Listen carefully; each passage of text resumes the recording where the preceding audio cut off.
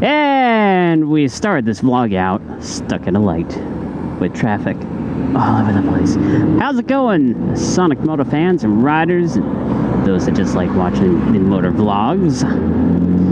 I'm Sonic Moto, and today I thought I would cover a subject that I know all too well, being that I've done this very thing. What I would classify probably as too often, or a few too many times too often. And that is dropping the motorcycle, and ways that you can sort of armor up your bike to prevent maybe the worst cause or most of the damage from it. Things like different armor and such for the engine and the frame itself. Previous motorcycle was the Ninja 300. That thing had black fairings all throughout the side and whatnot. So many big plastic bits, and those things are stupidly expensive. I'm talking like $600 for one big main fairing on a Ninja 300, and that bike is not even worth more than like $5,500. Especially after you buy it used, those things are like 35, $4 grand or something like that. So I dropped the Ninja 300 twice, and then I dropped this heavier bike, the Suzuki GSX-S 750, twice as well. So let's cover what has broken on both of these bikes, or got damaged, I should say, because damaged and broken, it's a sort of intermediate to the other. It's a gray area. Depends on what you think is damaged or not. So on the Ninja 300, obviously scratched up fairings, scratched up bar ends, snapped levers, and did bend the handlebars. Also, you'll probably most likely bend a clutch lever. I dropped mine on the other side, so I didn't have to deal with that. You will, however, scratch up those foot pegs and the whatnot. Even though they bend out of the way, you will get scratches on all the hardware. It is just something that happens, so expect it. So on this bike, I left a disc lock alarm without the alarm portion on it. Rolled away. It startled me to the point because the bike stopped. I lost my balance and I couldn't catch it.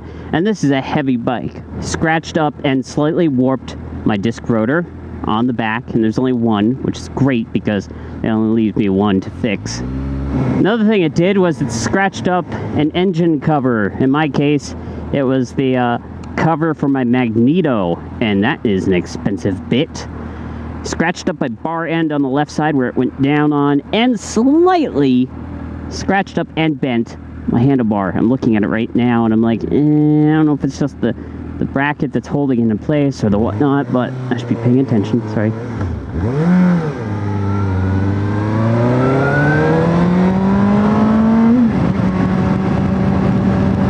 Now I don't know if it's just connecting hardware or the bar itself. I'm gonna have to do some measurements on it, maybe take it off and see how straight things actually are. It's kind of hard to do that.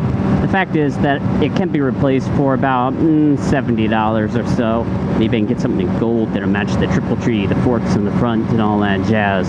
Ooh. So now that you know the possible damage that is going to happen when you drop a bike, even just in a parking spot like I've done all these times, and that's at low speed, so that's minimal damage, to be honest.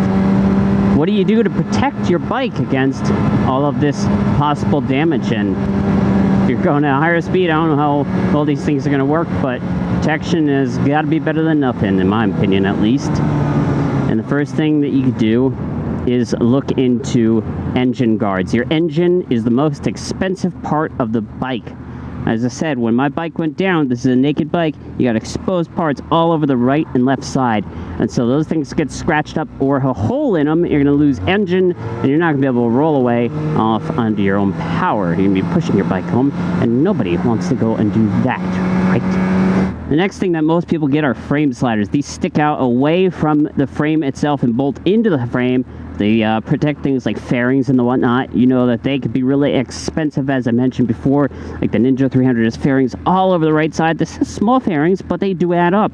And you want to keep this as far out because that'll protect your tank and all the paint and all the expensive things that really add up in price if you have to get them replaced because of a scratch or something like that.